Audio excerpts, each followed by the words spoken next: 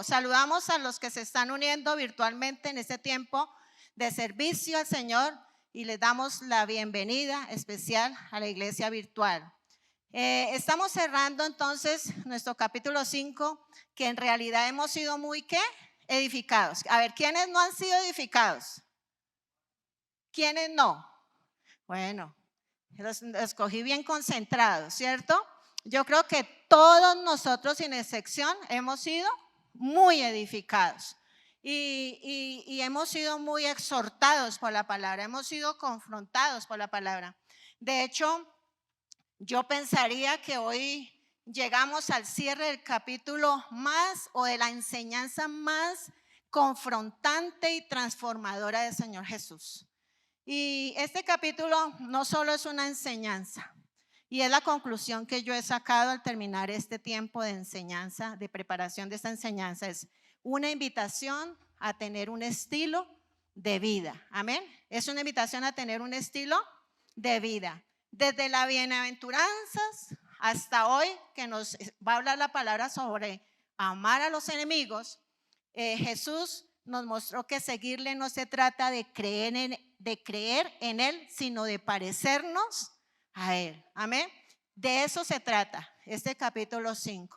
No solamente es conocer sus palabras, no solamente es parecernos muy bonitas las predicaciones, muy dicientes, muy desafiantes, sino que nosotros podamos decir definitivamente esa palabra que el Señor me está dando hoy, yo la debo poner por práctica, por obra. El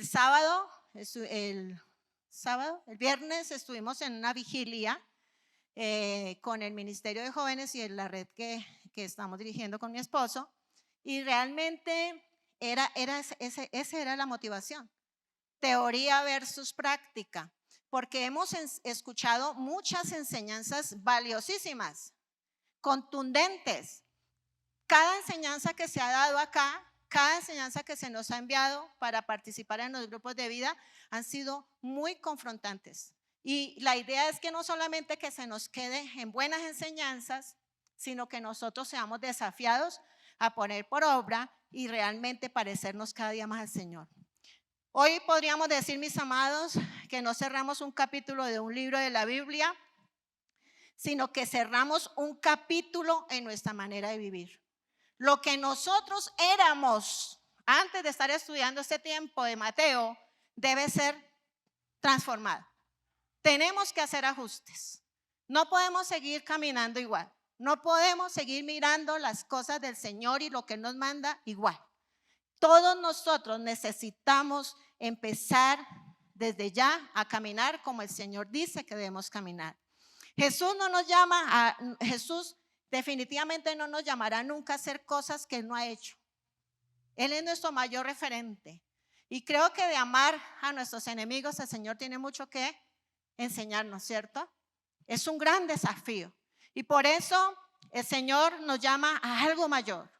El Señor nos llama a una justicia que nace del corazón. A una justicia que nace ¿de qué? No es tanto el conocimiento de la ley. Tenía que haber una transformación en el corazón de sus seguidores. Se trata de eso, una vida que brilla en medio de la oscuridad. Ustedes y yo somos ¿qué? Somos luz. Ustedes y yo somos luz. Y un amor que revela y evidencia que verdaderamente somos hijos del Dios Padre. Amén. Somos hijos de Dios. Entonces, mis amados, el capítulo 5 no es una despedida, es un nuevo comienzo. ¿Es un nuevo qué? Comienzo para todo el que quiera vivir en el reino de Dios. Entonces, por eso yo le digo, mis amados, esta enseñanza hoy es muy personal y particular.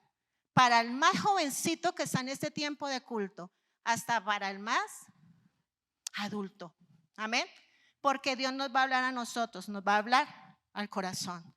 Y creo que cuando leemos estas últimas o estos últimos versículos del capítulo 5, pensaríamos que es algo imposible de hacer. Uno dice, no, pero es que no, tanto tampoco, es que el Señor ya se dio garra, ¿cierto? No, Él nos va a ayudar, amén. Él nos va a ayudar a hacerlo. Y realmente lo que estamos buscando es, como iglesia, cada día, como dice nuestro énfasis de este año 2025, cada día ser más parecidos al Señor, a caminar como el Señor Jesús. Caminar, dice, caminando al estilo de Jesús. Entonces, creo que el viernes hablábamos, hacíamos como un paralelo entre Mateo 5 y Efesios 4 y 5, que Mateo es como la teoría, ¿cierto? Donde el Señor dice, deben hacer esto, pero Pablo en Efesios 4 y 5 dice, deben hacer esto, esto, esto, esto y esto. Da pasos puntuales, específicamente. El que no lo quiere hacer es porque realmente no quiere obedecer. Pero ahí está la palabra clarita, lo que el Señor nos está diciendo en Mateo, pero en la práctica, ¿cierto? Debo ser un hacedor de la palabra. Entonces, esto será solo si, como dice Efesios 4 y 5, capítulo 4 y capítulo 5, si nuestra vida está habilitada por el Espíritu Santo. Solo si el Espíritu Santo está con nosotros lo vamos a poder hacer. De resto es imposible, no lo vamos a poder hacer. El Señor nos dice, este es el camino. Pablo nos dice, así es como pueden caminarlo cada día. Así, mis amados, que cuando la teoría y la práctica se juntan, entonces lo que hacemos es que Cristo deja de ser un mensaje bonito que escuchamos y se vuelve en una vida que lo reflejamos. Amén. Se vuelve en una vida que lo debemos de reflejar.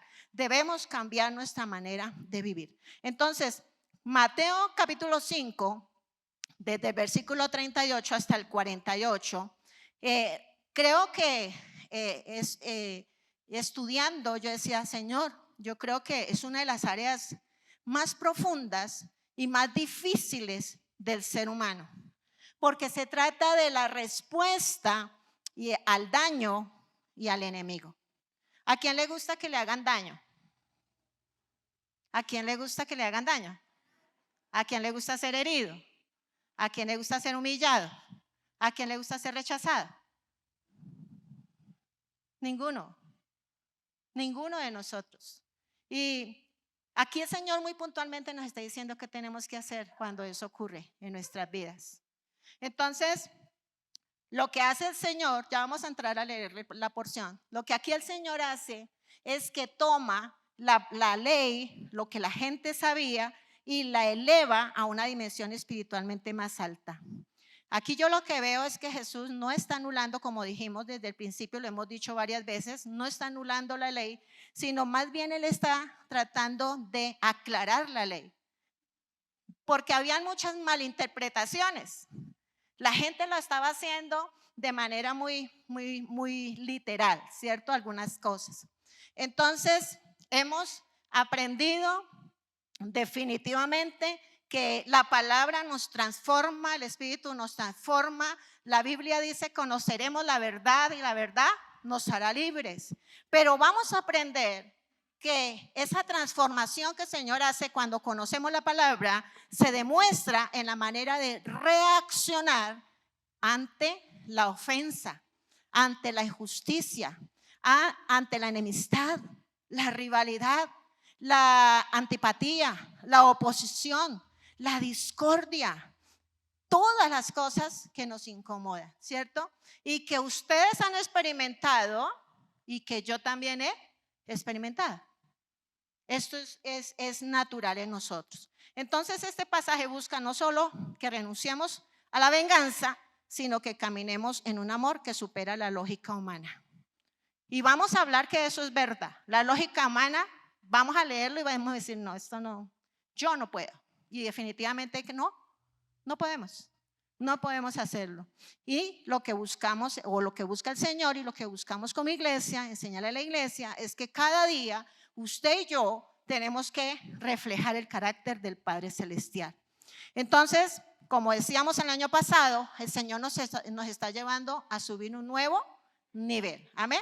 Debemos subir nuevos niveles. No podemos seguir en nuestra vida cristiana en el mismo lugar.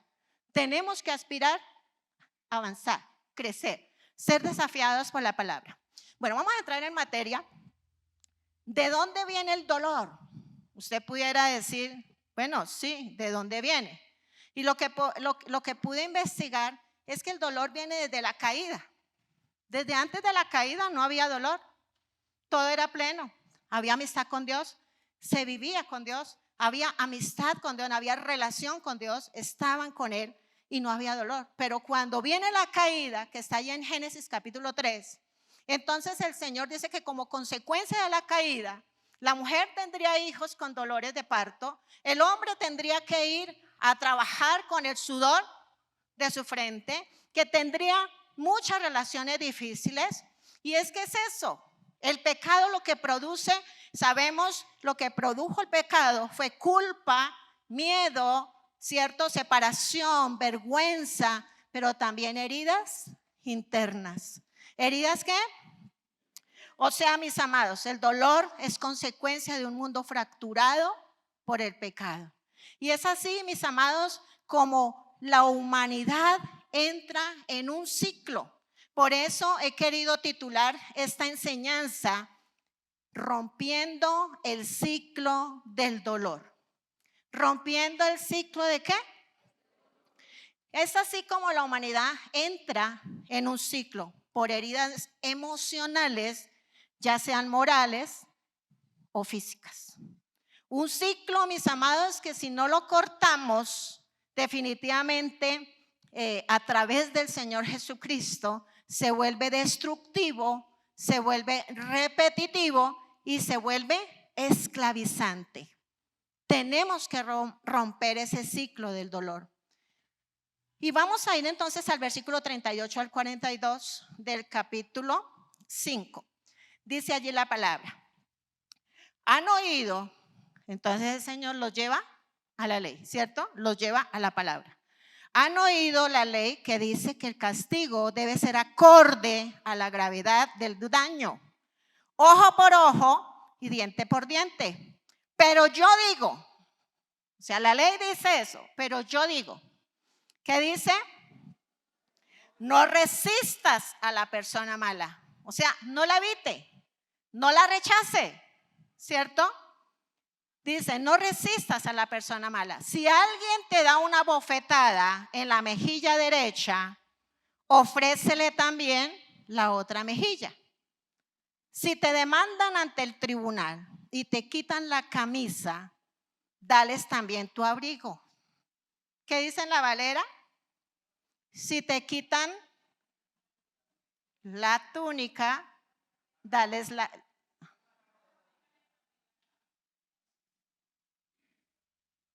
capa, se da al final.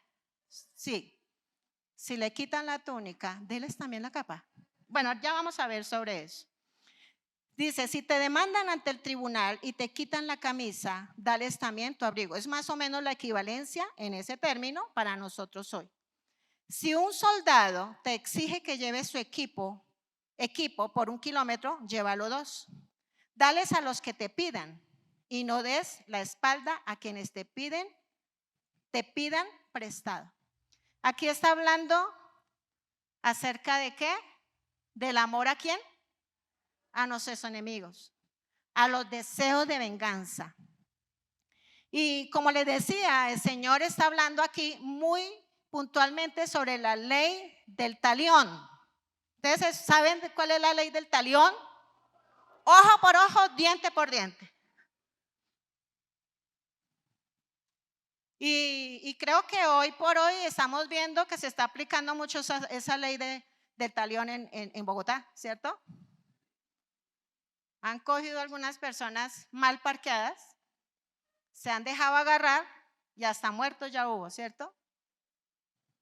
Porque la gente quiere tomar la ley por su ¿qué? La ley por su mano. Entonces, en ese tiempo, habían malas interpretaciones como las hay hoy. ¿Por qué? Porque la gente todo lo veía literal. Pues imagínense, si todo fuera así, pues yo creo que ninguno tenía ni pies, ni piernas, ni orejas, ni ojos, ¿cierto? Ni manos. Pero así lo decía la palabra y vamos a ver un poquito de qué era eso. ¿De dónde venía esa ley del talión. En Éxodo 21:23 dice, pero si hay más lesiones, el castigo debe ser acorde a la gravedad del daño. Vida por vida, ojo por ojo, diente por diente, mano por mano, pie por pie, quemadura por quemadura, moretón por moretón. Esta ley el Señor no se la dio a los agraviados. Esta ley el Señor se la dio a los magistrados, a los jueces que ejercían justicia. Pero habían algunos que se justificaban y la interpretaban a su manera, definitivamente para tomar venganza y cobrárselas como eran agraviados u ofendidos. Entonces, definitivamente, aquí lo que estamos viendo es que el Señor no niega la justicia, sino lo que Él está evitando es la venganza personal. Amén, la venganza personal. No era un permiso para vengarse, como algunos lo tenían. No era un permiso para tomar represalias contra nadie. Definitivamente era un principio de justicia y límite al abuso. La pena debía ser acorde con el daño. Evitaba castigos excesivos. Era lo que el Señor buscaba, que no se excedieran en el castigo y en la violencia descontrolada. Era parte del sistema legal de Israel. Controlaba los conflictos. Establecía límites en una convivencia de un mundo muy violento, muy parecido al que hoy estamos viviendo, pero por sobre todo enseñaba la responsabilidad del agresor. ¿Enseñaba la responsabilidad de qué? Del agresor. No se aplicaba literalmente en la mayoría de los casos. Lo que pasaba era que se compensaba, o como conocemos, se indemnizaba económicamente acorde a la falta. Algunos sí eran literales, pero muchos otros se compensaba era económicamente. No era una mutilación literal por cualquier falta que la gente cometiera. Pero algunos, como digo, lo malinterpretaban para justificar su deseo de venganza personal como hasta hoy. Una frase que me gustó mucho que encontré es que el dolor es inevitable, pero la venganza es una elección. El dolor es inevitable, ¿por qué? Porque todos vamos a recibir dolor, todos vamos a sufrir dolor. Y al final vamos a ministrar con base a las diferentes etapas que nosotros hemos vivido, y desde pequeñitos hemos recibido dolor. De hecho, los niños entran, ¿qué? Llorando. Les dan una palmada, ¿cierto? Y los sacuden, los mueven, les hacen de todo hasta que el niño llora. Entra llorando a este mundo. Entonces, se reciben muchas heridas por muchas razones, ¿cierto? Y todos sin excepción en este lugar hemos recibido diferentes dolores, heridas en las diferentes etapas. Y lo más cruel, y que también es natural, es que definitivamente la tendencia es repetirlas. Esas cosas que usted y yo hemos sufrido, si no es que Dios interviene en nuestra vida, la tendencia es que de lo que nosotros recibimos, de eso nosotros queremos que la gente lo viva. O por lo menos que le pase algo parecido o peor, porque tenemos deseo de venganza, ¿cierto? Por eso que pudimos sufrir. Vemos casos en la palabra de hombres que sufrieron esta situación que hoy el Señor nos está hablando. Vemos a un José que fue traicionado ¿por quién? Por sus hermanos, lo vendieron, y como consecuencia pues toda unas situaciones que tuvo que vivir. Él, humanamente hablando, tal vez se quería vengar, pero él venció con el perdón. ¿Él venció con qué? Con el perdón. David, sabemos de David que fue un hombre perseguido ¿por quién? Por Saúl. En muchas oportunidades le tiró a bajarle la cabeza, solo que el Señor lo guardó. Y también David tuvo muchas oportunidades de matar a Saúl. Estuvo tan cerca que le alcanzó a cortar un pedacito del manto que él tenía. Y se le llevó algunas cositas que él tenía como para que se diera cuenta que él había estado ahí y no lo había matado. pero porque él tenía temor de Dios, de ir a tocar al ungido de Dios. Además, el Señor no le había dicho que lo matara para poder gobernar. Entonces David se aseguró de hacer las cosas tal como el Señor le venía diciendo. Recordemos al hijo de David, Absalón. Absalón fue un hombre que se llenó de mucho odio por su hermano, ¿cierto? ¿Por qué? Su hermano Amnón, porque violó a su hermana. La violó y dijo, yo me lo llevo por delante, ¿cierto? ¿Y lo hizo? Lo hizo, ¿cierto? Pero terminó destruyéndose. La vida de Absalón terminó mal. Pero vea, recordemos a Esaú. ¿Qué pasó con Esaú? Odio total contra su hermano Jacob. ¿Por qué? Porque lo hirió como hermano, lo traicionó junto con su mamá, le robó su primogenitura y lo persiguió todo el tiempo. ¿Y qué le pasó a Jacob? Huía, asustado, se le fue la vida entera entre odio y temor. Gloria a Dios, que hubo un encuentro precioso, ¿cierto? Y tuvieron una reconciliación. Entonces, ante estas cosas, casos como estos y muchos más, el Señor le dio una enseñanza muy práctica a sus discípulos y es donde les dice esto que acabamos de leer. Le dan algunos ejemplos para corregir a los que le querían seguir. Generalmente cuando recibimos una ofensa, un desagravio, lo que decimos es no valgo, debo defenderme, nadie me cuida, tengo que hacer justicia por mi mano. Eso es lo que generalmente pasa en el ser humano, ¿cierto?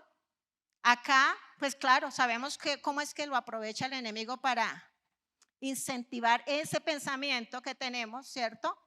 Y lo que hace es que esto se convierta en un resentimiento. Pero ¿qué dice el Señor? Eso es lo que hacen los de afuera. Pero ustedes que son mis discípulos, que hacen parte de mi reino, tienen que ser ¿qué? Diferentes. ¿Tienen que ser qué?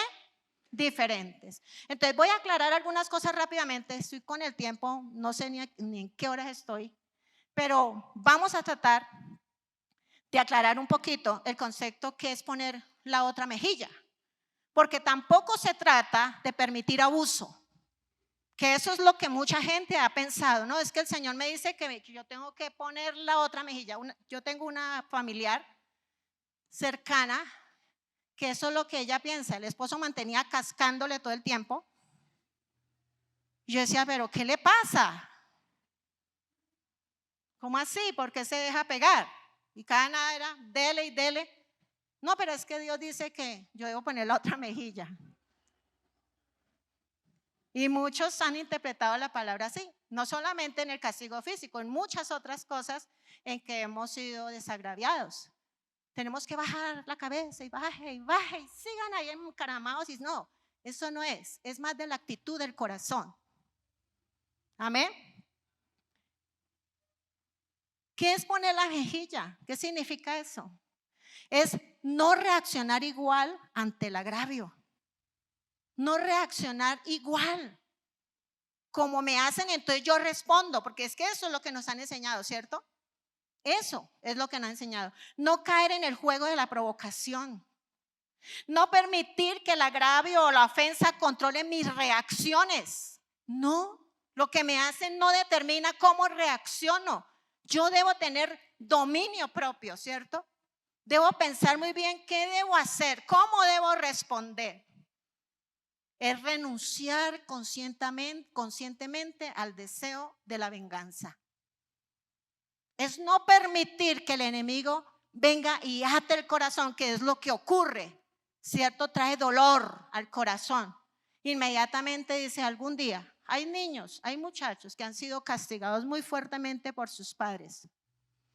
Y dicen, cuando yo crezca, ¿sí han sabido casos? Cuando yo crezca, a ver si mi papá me va a pegar igual, o mi mamá. ¿Qué es dar la capa además de la túnica? La túnica era un vestido, era como un camisón largo que cubría el cuerpo de las personas hasta los tobillos. Era como una ropa interior. era como un camisón. ¿Qué era la túnica?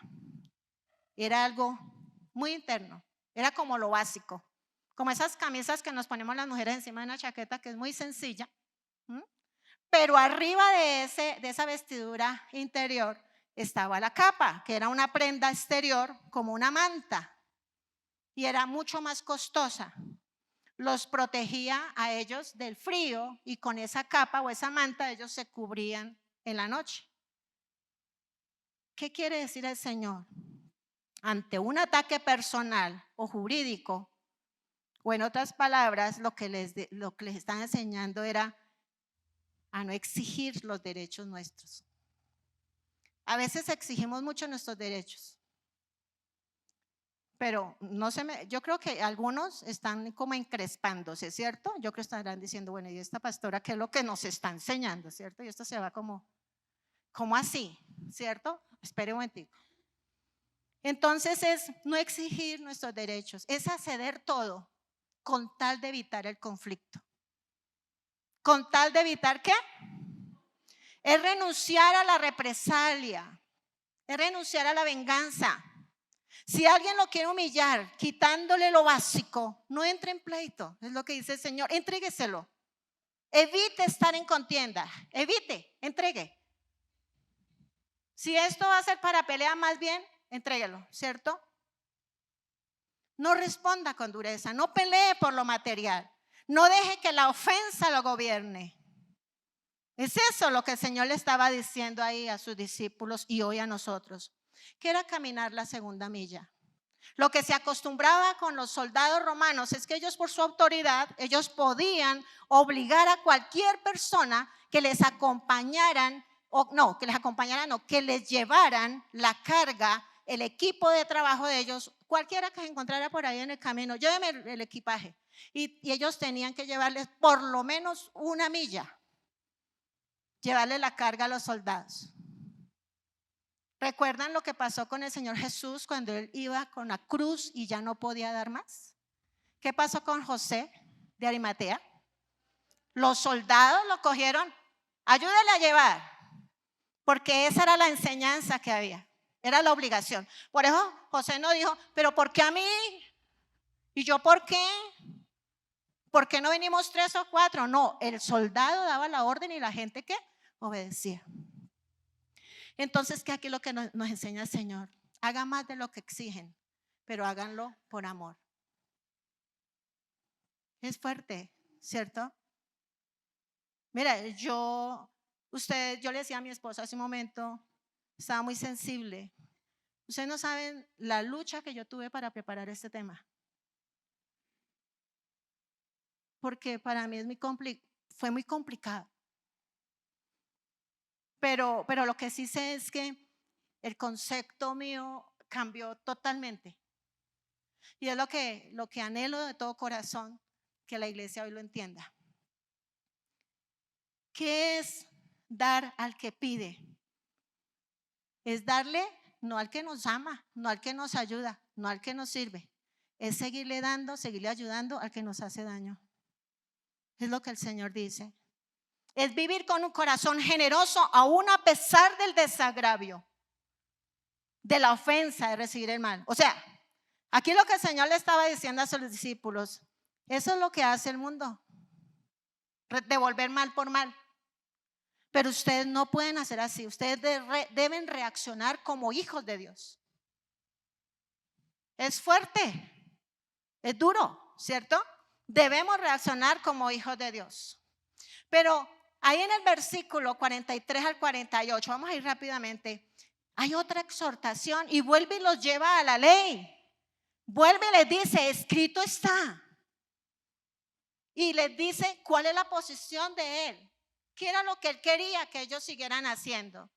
En el 43, versículo 43 al 48. ¿Han oído la ley que dice? ¿Qué? Ama a tu prójimo y odia a tu enemigo. Pero yo digo, ama a tus enemigos. Ora por los que te persiguen. De esa manera estarás ¿qué? Actuando como verdadero hijo de tu Padre que está en el cielo. Pues Él da la luz de su sol, tanto ¿a qué? A los malos como a los buenos. Y envía la lluvia sobre los justos y los injustos por igual. Amén. Estamos en el 45. Si solo amas, lea conmigo por favor, si solo amas a quienes te aman, ¿qué recompensa hay en eso? Hasta los corruptos cobradores de impuestos hacen lo mismo. Si eres amable, ¿solo con quién? Con tus amigos. ¿En qué te diferencias de cualquier otro? Hasta los paganos hacen lo mismo. Pero tú, ¿qué le dice ella a los seguidores? Pero tú hoy le está diciendo a cada uno en esta mañana, Alianza Suba, dice, pero tú debes ser perfecto, así como el Padre en el cielo. ¿Es qué? ¿Es fácil? No es fácil. No es fácil, mis amados. ¿De dónde sacó el Señor eso de que la ley dice?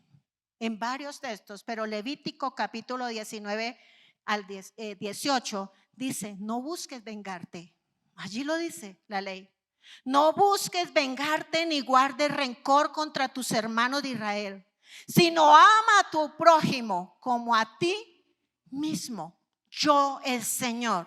Quiere decir, es un mandamiento de Dios. Ahí no lo estaba mandando ningún intérprete, ningún escriba. No, es Dios. Yo el Señor. Es lo que el Señor nos manda a nosotros hoy. Amén. La ley nunca dijo que debíamos de odiar al enemigo. Era una interpretación humana para justificar los resentimientos. Pero acá el Señor nos eleva la ley a nosotros como hijos. Nos exige más a nosotros como hijos. La pone en un nivel más alto, más desafiante a nosotros como sus hijos. Pero Jesús nos pone a prueba en nuestro amor cristiano. Y yo le digo, el amor cristiano debe manifestarse en que debemos amar al que nos hiere. Fuerte. Debemos amar al que nos hiere, debemos bendecir al que me maldice, debo hacerle bien al que me odia y debo orar por mi enemigo. Fuerte. Pero lo que yo sí sé en la oración es que cuando usted y yo oramos por alguien que nos ha hecho daño, eso es un imán. Por eso es que nosotros aconsejamos que los novios no deben orar personalmente. No deben orar. No es que no puedan, no deben.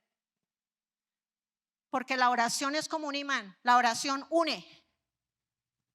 En cambio, sí enseñamos y aconsejamos mucho que los esposos deben orar juntos. Deben orar juntos, así sean 5 minutos. Cada día deben orar juntos porque la oración une. Y si los novios se la pasan orando, pues ¿en qué van a terminar? En fornicación. Eso se ha comprobado. Entonces, mis amados, debemos ser diferentes. La palabra aquí nos lo está diciendo. Pero dice por qué lo debemos hacer. Y es sencillamente porque Él es el mayor referente de amor y misericordia. Eso fue lo que hizo por nosotros en la cruz del Calvario, ¿cierto? Amó a sus enemigos, los perdonó hasta el final. A ustedes y a mí, aún a pesar de todas las cosas, me amó hasta el final. Eso lo vamos a ver ahora. Entonces aquí el Señor no nos está pidiendo nada que no haya hecho. Pero Él, sabiendo cuál es la tendencia del hombre, nos pide marcar la diferencia. Diga, yo debo ser diferente. No tiene mérito amar a quien nos ame. No tiene mérito servir al que me sirve. Cualquiera que no tiene a Dios lo hace. El matón, el narcotraficante ama a su esposa, ama a sus hijos y le roba la plata a la gente porque quiere enriquecerse, enriquecer a sus hijos y dejarles una herencia. Bueno, tantas cosas, ¿cierto? Ama a su mamá, el ladrón, cualquiera, el brujo, cualquiera. ¿Por qué el Señor nos manda esto? Porque definitivamente amar al enemigo nos perfecciona.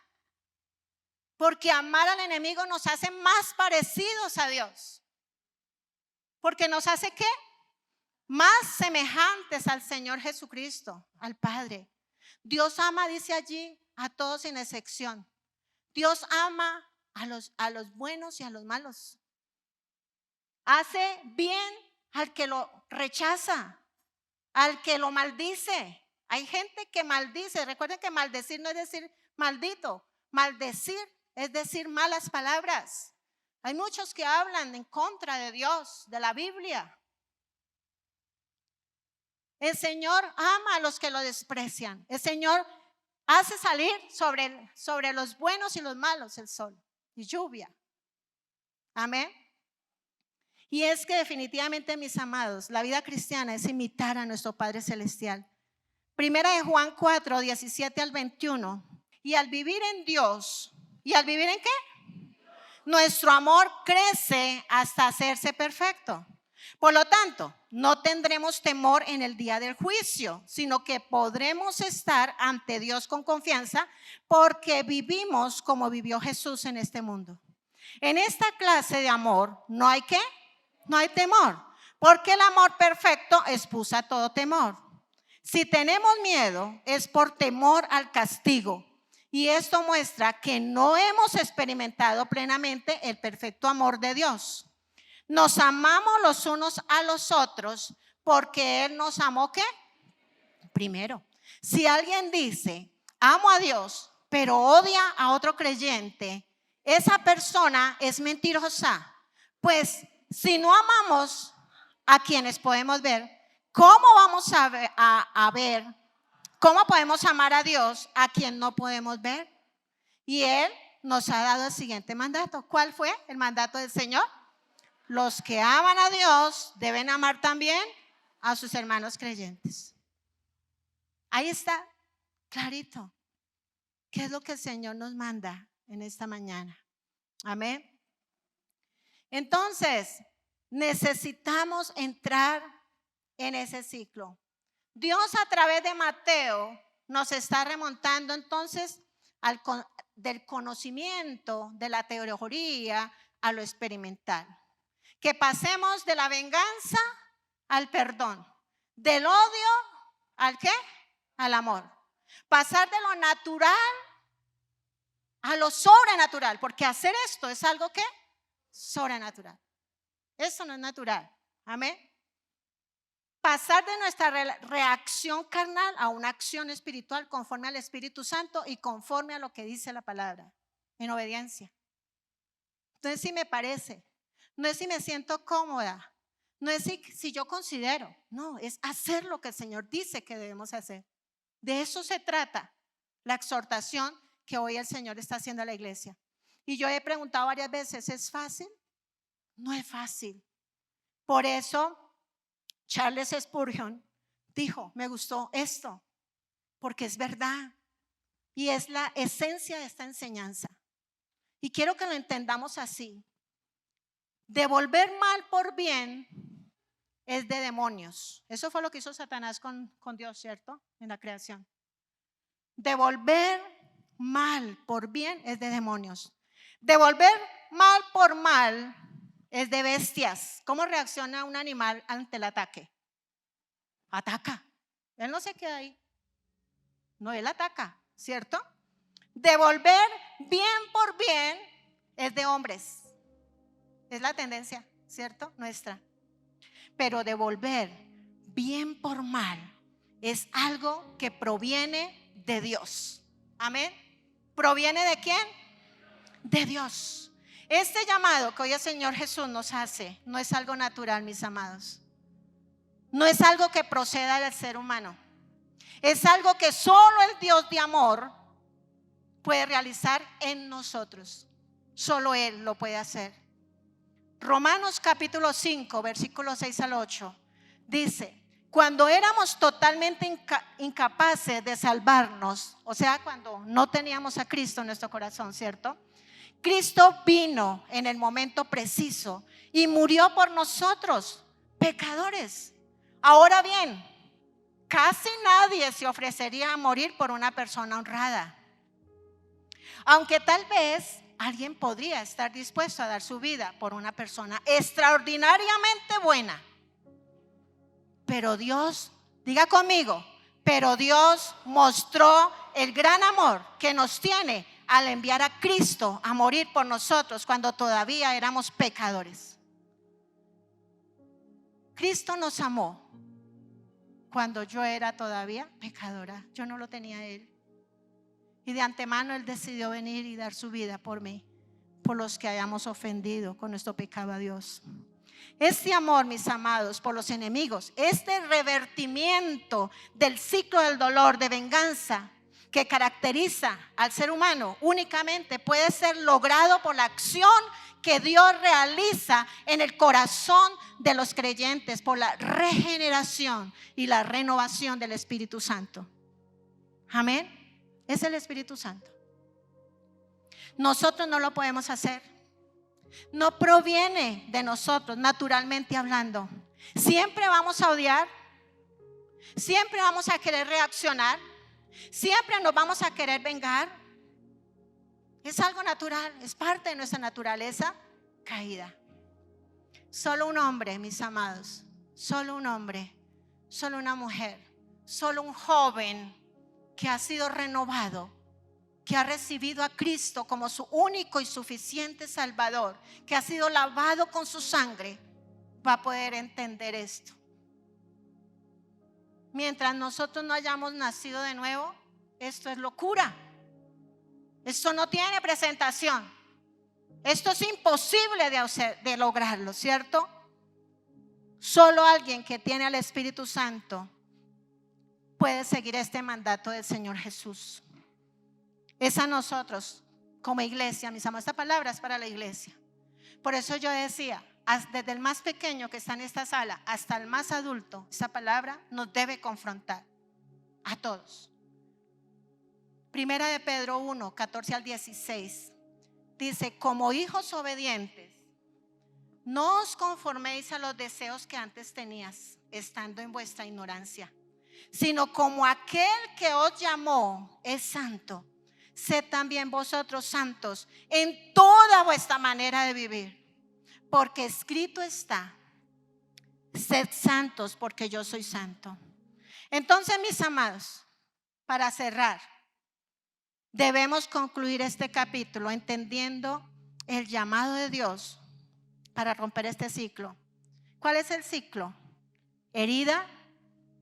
Cuando recibimos una herida, viene amargura. Después de la amargura viene venganza, ¿cierto? Después de eso viene otra herida, viene más venganza, y eso se convierte en un ¿qué? En un ciclo. Y el Señor lo que quiere hoy para nosotros es que salgamos de ahí y entremos a ser sanos interiormente. Y eso lo vamos a lograr conociendo la verdad, conociendo la palabra, conociendo a Jesús. ¿Para qué? Para que podamos perdonar, porque de no ser así no vamos a poder perdonar. Y como causa del perdón o fruto del perdón, pues viene el amor. Y así usted y yo vamos a poder ser restaurados. Ese es el ciclo que el Señor hoy nos ofrece. Quiero que por favor se ponga en pie, por favor, vamos a orar. Vamos a decirle al Señor: Señor, quiero que cierre allí sus ojos y va a estar muy atento a lo que yo voy a estar diciendo. No se distraiga con nada. Esa palabra es para usted, mi amado. Hoy el Señor lo trae para la iglesia. Esta sanidad interior que hoy que el Señor quiere traer a la iglesia es del corazón. Amén. ¿Y qué es lo que hoy el Señor nos está invitando? Es que usted y yo tenemos que perdonar como Él nos perdonó. Amén. Cierre sus ojos y esté muy reflexivo con lo que el Señor está hablando en esta mañana. Debemos amar como Él nos amó. Debemos responder como Él lo hizo. Ser diferentes porque somos hijos de Dios. Debemos entrar a la ley del reino, que es la gracia. Lo que recibimos de gracia, damos de gracia. Usted y yo hemos sido perdonados por pura gracia. No lo merecíamos, pero al Señor le plació. Usted y yo no tuvimos que hacer nada para recibir su perdón, su salvación. Él lo hizo por amor. Es entender que la venganza desgasta, trae amargura, nos detiene, destruye poco a poco el alma. Entender que solo Dios juzga con justicia. Romanos 12:19 dice: queridos amigos, nunca tomen venganza. Dejen que se encargue la justa ira de Dios. Pues dicen las escrituras: yo tomaré venganza, yo les pagaré lo que se merecen, dice el Señor. No sé qué daño usted ha recibido allá en su corazón. Hoy el Señor quiere ministrar a su corazón. Quiero que se sensibilice ante la presencia del Espíritu Santo. Él está aquí. Debemos pedirle al Espíritu Santo que nos dé control y dominio propio. Controlemos la lengua, no reaccionemos impulsivamente. Debemos ser intencionales en ser agentes de paz en nuestros hogares y en la iglesia. Debemos someter nuestras emociones al Espíritu Santo. El fruto del Espíritu Santo debe ser evidente en nosotros. El verdadero poder no es pagar mal por mal, sino vencer el mal con el bien. Eso es lo que dice la palabra. Romanos lo dice, Romanos 12:21. No dejen que el mal los venza. Más bien, venzan el mal haciendo el bien. Los brazos de papá están en esta mañana, en este lugar. Él tiene sus brazos abiertos en este lugar. Seguramente usted, cuando fue niño, fue rechazado de sus padres. Seguramente lo abandonó su padre, su madre. Seguramente usted enfrentó el abandono. Seguramente mamá, papá estuvieron muy ocupados trabajando y los dejaron solos. De pronto en manos de alguien que abusó de usted. Lo castigó violentamente, abusó de la autoridad que se le dio. Seguramente usted fue comparado de niño con sus hermanos y eso trajo dolor en los corazones. No me estén mirando, estén allí orando, estén siendo muy reflexivos. El Señor está hablando a los corazones. Hoy el Espíritu Santo viene a sanar, viene a libertar en el nombre de Jesús. Es posible que usted de niño haya sido abusado verbalmente, haya sido maltratado con palabras, haya sido abusado física o sexualmente. Seguramente, como hoy, se sufrió el bullying. Lo avergonzaron en el colegio. De pronto le hicieron promesas y no se las cumplieron. Es posible que sus padres le hayan exigido demasiado a usted buscando perfección. ¿Qué produce esto? Sencillamente heridas de identidad, de inferioridad, de miedo a confiar. Pero también seguramente en su etapa de adolescentes o los adolescentes que están en este momento en este lugar, o los adultos que fueron adolescentes, sufrieron el desamor o experimentaron esa primera ruptura sentimental y los dejó marcados. Les dañó su corazón, sus sentimientos.